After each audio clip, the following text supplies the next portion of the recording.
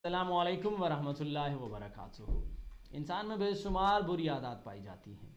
कुछ उसके कंट्रोल में होती हैं, कुछ उसके कंट्रोल में नहीं होती। जैसे किसी की गीबत करना एक वक्त तक इंसान के कंट्रोल में रहता है, लेकिन जब उसको मुसलसल इसकी आदत पड़ जाती है फिर उसको सुकून नहीं आता, उसको चैन नहीं आता जब तक वो किसी इंसान की गीबत नहीं कर लेता। अक्सर एक जुमला सुनने को मिलता है कि जब तक ये इंसान झूठ ना बोले तब तक इसका खाना भी हज़म नहीं होता।